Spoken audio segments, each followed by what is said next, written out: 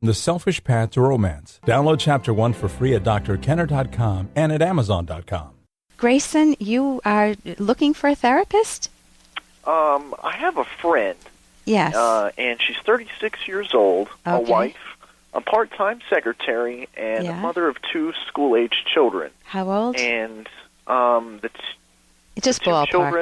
two children vary in age. I don't know how old her children are. Okay. But she's been depressed for the past 10 months. Okay. And she tells me she sleeps poorly because of nightmares. Mm-hmm. And she's constantly fatigued and has no energy to perform her expected tasks at work or home. Yeah. She feels like a terrible failure and worries that her husband will divorce her because she imagines that he sees her as worthless. Okay. So she's seeing herself as worthless, because when you imagine that someone else sees you as worthless, part of you is believing that you're worthless. I guess. Yeah, okay. So she's depressed, she's had nightmares, she's fatigued. It sounds like she is on overload as a part-time secretary with 2 kids and married, and she puts herself on mental overload in spades when she starts beating up on herself, when she starts engaging in stinking thinking. That's what it's called in cognitive therapy. Mm-hmm. I'm a failure. What's the use? Why bother? He's going to leave me. How can I keep him? How do I impress him? Notice if she's having those type of thoughts, notice where her mind would go. Not to productive activity, but to churning, to just flailing, just struggling. So tell me, what is the question that you would like some help with? Now, there's many different treatments in abnormal psychology. Okay. And how would treatment proceed if my female friend received drug therapy versus electroconvulsive therapy versus my gosh. psychoanalysis or cognitive behavior therapy? Okay, let's slow down.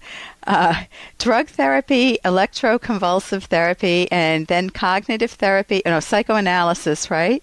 And then cognitive therapy. The theory behind which drives each of these really matters, and it involves your whole view of what is your mind, what is my mind, how does it work? Mm-hmm. Now, it is true that if I had a brain tumor, if I had lesions in my brain, that sometimes something biological can go off in your brain and cause behavioral problems. You can have an accident, you can get injured, and then have behavior that you never had before.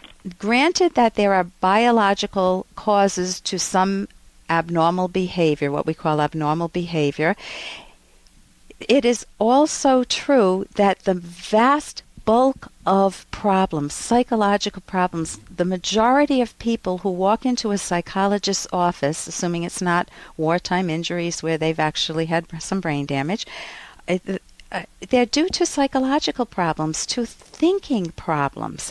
And so let's look at what addresses thinking. Hey, I got to interrupt this because we've got to pay some bills. 30 seconds, that's it. A very quick ad, and then Ellen will be back. Romance. Ugh. I wish guys knew more about what we want from a relationship. Boy, I wish I knew more about what I want. Where's that ad I saw? Here it is. The Selfish Path to Romance. A serious romance guidebook. Download Chapter 1 for free at selfishromance.com and buy it at amazon.com. The Selfish Path to Romance.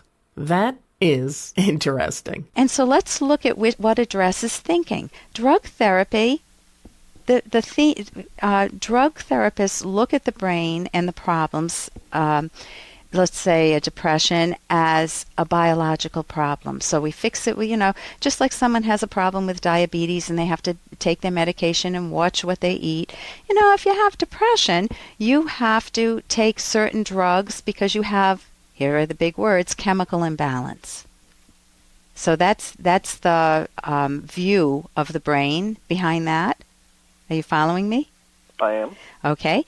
And it's not that the drugs don't have an effect, but pills don't teach thinking skills. That's the problem. So you want to be on pills for life, you can try to manage it that way, but it isn't going to help you become a better choice maker, a romantic partner, a better mother to your kids, which is what this woman wants, and to feel better about herself. ECT, electroconvulsive therapy, man, to me, that is the last resort for anyone. If someone is absolutely suicidal and they're bent on doing that, and they've been that way for a long time, and you've tried everything else, including cognitive therapy, hey, what do you have to lose? The person's going to kill themselves anyway. I mean, I would much rather recommend the book Choosing to Live by Corey Newman and Thomas Ellis. That's a great book if somebody is suicidal. And that they're cognitive therapists. If you talk about psychoanalysis, if we go back to Freudian therapy, I think it's a little more tame nowadays. But basically, they're looking for patterns of defense mechanisms and denial or projection onto other people, what you're feeling. And Freud had a theory that we have different instincts. We have an instinct, a death instinct, and there's like death and aggression and sex, and my worldview doesn't revolve around that at all. I mean, some people are aggressive. Some people really enjoy sex. I wish more people did, rationally, of course. Now let's get to what I think is the gold standard of current therapies that are available, which is cognitive therapy. Cognitive therapy is going to teach you how to decode your emotions. So if you are depressed, you will learn that it is due to loss. If you are very sad, very depressed, you are imagining huge loss, which usually involves self-esteem. I mean, that's the biggest loss you can have. You don't feel good about yourself. And so you typically, people, when they're very depressed, have core ideas about themselves, about other people, and about the world, and about their future that are no good.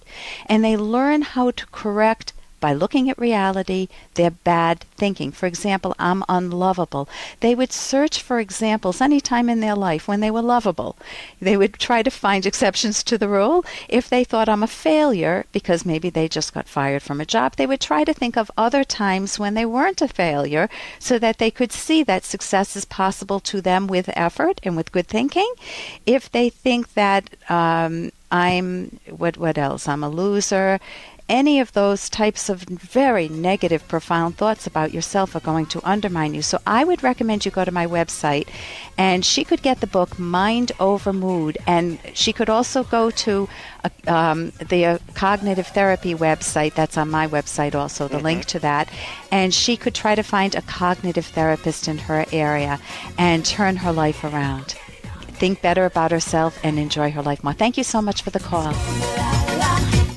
And here's a little more from Dr. Kenner. It's just that it's bugging me, this cool thing. But I mean, what is it? How do you get it? Who doesn't have it? And who decides who doesn't have it? What is the essence of cool? Not sure. But you need a thing. One thing nobody else has. What do I have? An exciting new obsession. I know I'm right about this. I'm on the track. Just need to find my thing. And if that's from Buffy, and if you're trying to find your thing, something that will impress the people around you, you are on the wrong track. The one thing you have that nobody else has is your own mind and your own values. And if you make yourself someone you're proud of by making good choices, by taking your psychology seriously, you are going to be much happier in life, far more happier than anyone who chases coolness, who chases the next thing that's the fad, to try to impress other people. When you try to live through other people's eyes, you will never feel comfortable because whose eyes are looking at you? Maybe one group of your friends likes the cool hairdo you have, but the other group thinks it's weird, and who do you please? What if you please yourself? For more Dr. Kenner podcast, go to drkenner.com and please listen to this ad. Here's an excerpt from The Selfish Path to Romance, the Serious Romance Guidebook by Drs. Kenner and Locke. White lies are sometimes used in planning a surprise event, but many people do not like surprise events and feel hurt or duped by the white lies that are used to camouflage the surprise. Consider Sarah's case. For a month, she saw her partner and her best friend furtively whispering to one another when they were around her. They seemed to shun her. When she asked what was up, they conjured various white lies. Sarah felt isolated and she worried about her marriage. When she found out that they had been planning a surprise party, she was not relieved.